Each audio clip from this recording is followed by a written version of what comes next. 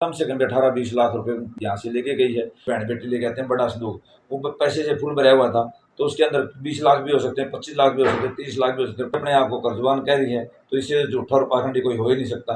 वो डाक्कल में अमीर बनने के लिए थोड़ी आई थी, यहाँ तपस्या करने के लिए आई थी, या करोड़पति बनने के लिए आई थी। आज आपसे हम उसी मामले में डिस्कस करने के लिए आए हैं। साध्वी जो कंचन नाथ है, आपके गांव में उन्होंने तपस्या की थी, तो उस तपस्या में आपके गांव ने मतलब बढ़ चढ़ कर भाग लिया था।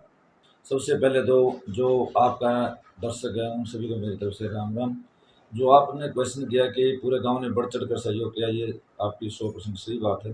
पूरे गांव ने मिलकर भंडारा किया, भंडारे में कोई कमी नहीं हुआ। 30-40 हज़ार लोग आए, उनका मान सम्मान किया, आदर सत्कार किया, सभी अच्छी तरह से गए।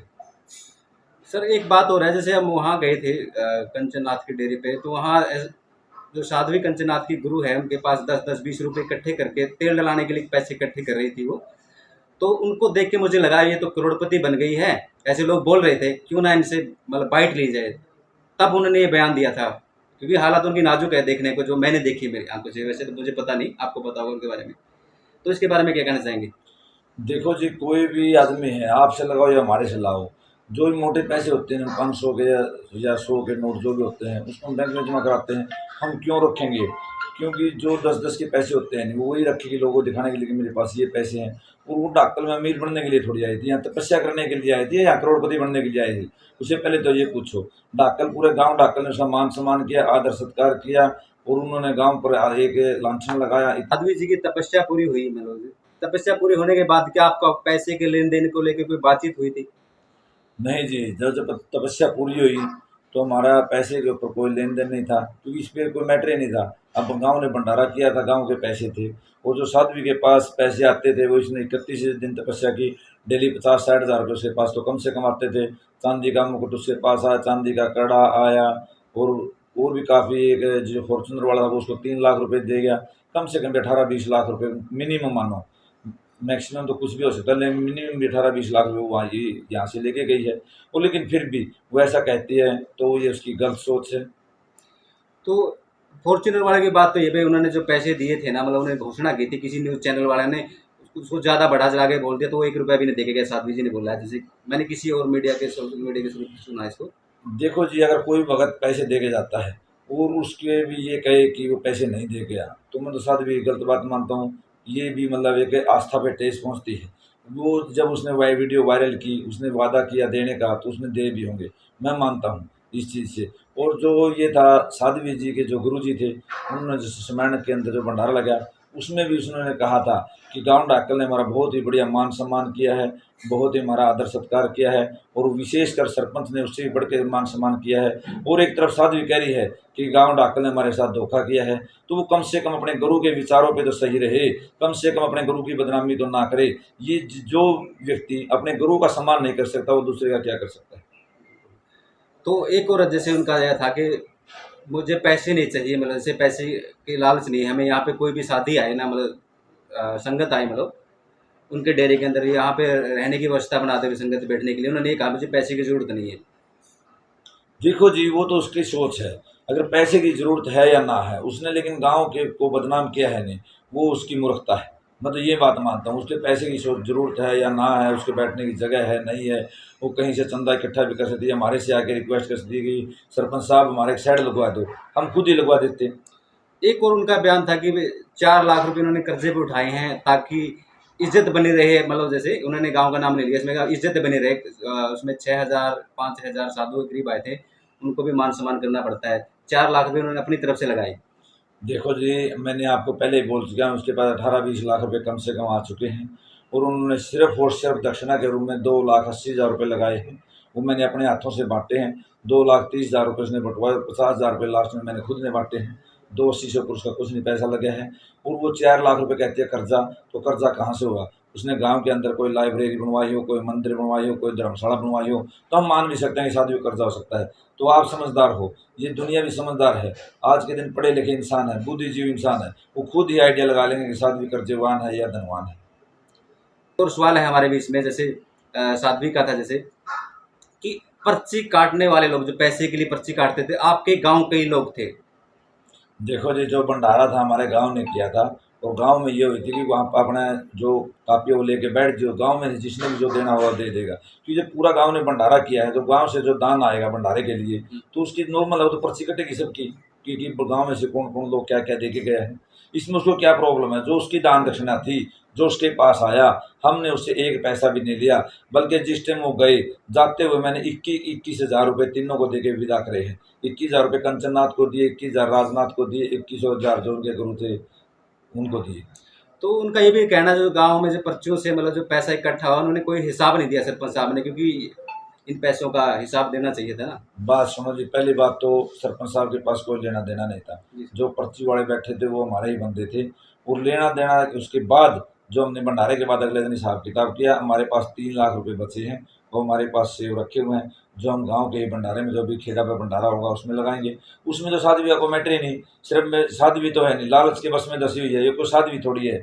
साधु का कहते हैं कि साधु भूखा भाव का ना धन का भूखा हो, और जो धन का भूखा वो साधु है नहीं, साधु ना हो बिल्कुल, ये तो बात जायज़ आपकी, है। लेकिन बगैर पैसे तो कहीं साधु का भी काम नहीं चलता, उसको भी खाना-पीना है, वहाँ संगत आती है उसके लिए भी ये चीज़ तो है ना, पैसा तो चाहिए, लेकिन पैसे का लालच नहीं है, लेकिन पैसे के बगैर काम भी नहीं चलता ना। ये बात जायज़ है आपकी, पैसे के बगैर काम नहीं चलता, लेकिन गाँव को बदनाम करने से पैसा थोड़ा ही मिलेगा उसको।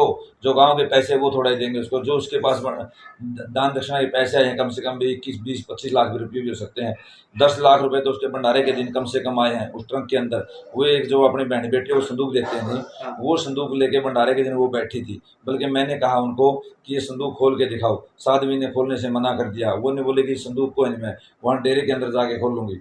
जो कम से कम मतलब जो अपनी बहन बेटी लेके आते हैं बड़ा संदूक, वो पैसे से फुल भरा हुआ था, तो उसके अंदर 20 लाख भी हो सकते हैं, 25 लाख भी हो सकते हैं, 30 लाख भी हो सकते हैं, 5 लाख भी रह सकते हैं। इस बात को क्या पता। एक और साध्वी ने कहा जो यहाँ पे जो टेंट वगैरह की जो व्यवस्था थी, इसमें कोई जानकार थे उन्होंने लगाया था, मतलब आपका उसमें कोई रोल नहीं था, टेंट वगैरह जो लगाया था, लेकिन जो फर्राटे कूलर वगैरह आए थे उनके उन्होंने पैसे भी पे किए। पैसे वो हमने पे किए हैं जी, मेरे सामने लाओ साधु को, या जो सिंह वाला वाला है प्रदीप जिसका टेंट था उससे पूछो, 50,000 रुपये हमने कूलर और फ्राटो को बाकायदा उनको दिए। अगर साधु ये कह रही है तो मेरे सामने लाओ कि हमने पैसे नहीं दिए। ये बात मानने की है कि टेंट उसने यानी जो पर्दे हैं वो फ्री में लगाई थी, वो सिंह वाले ने लगाई थी, इसमें साधु का क्या मैटर है। वो हमारा है नहीं, यहाँ जिला पार्षद है उसका टेंट हाउस है, उसने फ्री में टेंट लगा दिया। और जो कूलर थे फराटे थे स्टेज थे, बाकायदा स्टेज के हमने 11,000 रुपये दिए, कूलर के 500 रुपये कूलर के हिसाब से दिए, जो कूलर थे 150 रुपये पंखे के हिसाब से हमारे से लेके गया। और भी है नहीं जो था उसके लगभग मतलब 50-51 हज़ार रुपये बने थे, वो हमने उसको दिए हैं। अभी मैंने एक बाइट सुनी है साध्वी के जो गुरु हैं मतलब योगी राजनाथ जी की, कि किसी चैनल पे उन्होंने बाइट दी है, आप मेरी सीबीआई जांच करा सकते हैं, मेरे खातों को चेक कर सकते हैं अगर मेरे पास पैसे आए हैं तो। एक बात है, साधु क्या सीबीआई जांच कराएंगे, हमारी ये मानसिकता नहीं है कि हम किसी साधु के बारे में उसकी सीबीआई जांच करावा। और सीबीआई जांच क्या बताओ, पैसे कहाँ रखे हैं, किसको दे रखे हैं, उसके चेले हज़ारों हैं, किसी को भी दे सकती है, कहीं कुछ खरीद सकती है। तो इससे पहले भी क्या साध्वी ने आपके गांव में तपस्या की थी? अरे आपके ही गांव को क्यों चुना? ये किसकी परमिशन से आए थे? देखो जी, साध्वी किसी की परमिशन से नहीं आई, इन्होंने 2020 में यहाँ एक और चेली बिठाई थी, वो जो हमारा पुराना विधारा सरपंच था उसकी खेत में इसने तपस्या की थी, वो सरपंच साहब ने पूरा खर्चा इसका उठाया था, बाकी कुछ गाँव से पैसे आ गए थे। वो नॉर्मल सा भंडारा था, उसमें कोई ज़्यादा इतनी भीड़ भड़ाका नहीं था। तो यहाँ से चली गई, इसने देखा कि गाँव डाकल यानी बहुत ही बड़ा बड़ा गाँव है, और एक मतलब वास्तविक गाँव है जिसकी साधु में आस्था है। इसने वो देखते हुए अब की बार फिर यहाँ डेरा जमा लिया। इसने कोई गाँव की परमिशन नहीं दी, किसी पंचायत की परमिशन नहीं दी, किसी भी आदमी की परमिशन नहीं। सबसे पहले तो इसकी ये गलत बात है कि इसने बगैर परमिशन लिए यहाँ तपस्या की। तो बगैर परमिशन लिए तपस्या की, लेकिन फिर भी आपने सपोर्ट किया, ये भी चीज़ है ना कि वो आप आस्था में मतलब लीन थे, आप भी मतलब गाँव में ये चीज़ें थी ना। हाँ जी, हमारी मतलब साधुओं के अंदर आस्था है। कहते हैं कि जिस नगर साधु नहीं नदी नहीं गुंजार तस हंसाओ देश रजम की मोटी मार। जिस नगर के अंदर साधु और संतों का वास नहीं होता नहीं, वहाँ जमों का वास होता है, उस गांव का नाश होने का निश्चय होता है। इसलिए हमारा पूरा गांव साधुओं के अंदर आस्था रखता है। लेकिन कुछ साधु ऐसे पाखंडी होते हैं जो कि गाँव को ही बदनाम करने के तुले होते हैं। इसने अपने पाँव पे कुल्हाड़ी मारी है। बार बार मैं कहता हूँ हमारा कुछ नहीं बिगड़ा, हमारे का, क्योंकि लोग बुद्धिजीवियों सभी ने पता है कि गाँव क्या कर रहा है क्या नहीं कर रहा है। जिसने ऐसा काम किया कि इसकी जो आस्था थी लोगों की वो खत्म हो गई इसके प्रति। तो एक और चीज़ें हैं जैसे आपके सामने, अब कुछ लोग ये बोल रहे हैं, विचार आए थे, भी अगर गाँव वाले सरपंच से मांगते तो 4 लाख का कर्जा भी उतार सकता है गाँव का सरपंच, मतलब पूरी ग्राम पंचायत इसके। अब 4 लाख जो उनके लगे कर्जे में है, यहाँ पे तपस्या करने के बाद ये कर्जे में आ गई ना, तो सरपंच को बोलती तो उसका कर्जा भी उतार सकता था, कुछ लोगों ने बताया है जैसे। बात समझिए, पहली बात तो इसे कर्जा है ही नहीं, क्योंकि ये तो कर्जा है किस चीज़ का? अगर कर्जा होता मेरे को कहती तो मैं यहाँ से दे देते हम पैसे, कोई प्रॉब्लम ही नहीं थी। कर्जा किस चीज़ का है? आप बुद्धिजीवी हो, आप भी पत्रकार हो, आप बताओ किस चीज़ का कर्जा हुआ इसके? जब इसको मान ले रुपया इसके पास 25-30 लाख, इसके लगे 2,80,000 रुपये, तो कम से कम 18-20 लाख रुपये यहाँ से लेके गई है और फिर अपने आप को कर्जवान कह रही है, तो इससे झूठा और पाखंडी कोई हो ही नहीं सकता। अब आप इसको, जैसे पहले तो आप आस्था में लीन थे पूरा गाँव, जैसे गाँव वालों को ये लग रहा था कि हमारे गाँव की धरती पर कोई साधु संत तप रहा है, मतलब हमारे लिए सौभाग्य की बात है, भाग्य की नहीं सौभाग्य की बात है, उन्होंने ये कहा था। आज आप खुद सरपंच साहब ये कह रहे हैं कि पाखंड की तरफ है, ये पाखंडी है, ऐसा क्यों? ये है जी, पता नहीं लगता। अगर गादड़ को है नहीं शेर की खाल पहनाई जाए तो आम आदमी उसको शेर ही समझेगा, लेकिन जब उसकी खाल उतार के देखी जाती है तब पता लगता है कि तो गिद्दड़ था। मतलब जब उन्होंने हम आप, तो उसको साध्वी और महात्मा समझ रहे थे, आस्था थी हमारी, लेकिन अब उसके विचारों से पता लगा कि ये कुछ नहीं थी। अच्छा, जो साध्वी कंचन 17 साल की लड़की है कंचन नाथ, तो उन्होंने तो आपके खिलाफ कोई भी बयान नहीं दिया है, जैसे अभी भी कोई बयान नहीं दिया है। वो तो मैं पहले भी कह रहा हूँ, जो साध्वी कंचननाथ है नहीं, वो 18-20 साल की है, पहली बात तो 17 साल की नहीं है। अच्छा, उसका जो आधार कार्ड है 19 या पता नहीं 21 साल का है उसके आधार कार्ड के अंदर, जो उसकी डेट ऑफ बर्थ है। लेकिन उस लड़की को अभी तक मोह माया से वो दूर है, उसने है नहीं नेक आत्मा से तपस्या करी। हम उसका है नहीं तहे दिल से धन्यवाद करते हैं।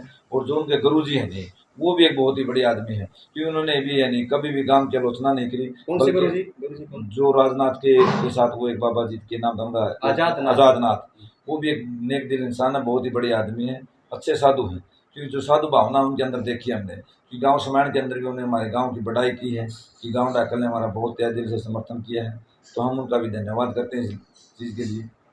अब जैसे साध्वी कंचननाथ जैसे फेमस हो चुकी है, कई जगह उसको बुलाया जाता है इनॉग्रेशन में भी, जैसे कहीं पे भी, तो उन लोगों को साध्वी कंचननाथ के बारे में आप क्या कहना चाहेंगे? आप वो किस नज़रिए से देखें इन साध्वी को? देखो जी, जो साध्वी कंचननाथ है वो कुल मिला के ठीक है।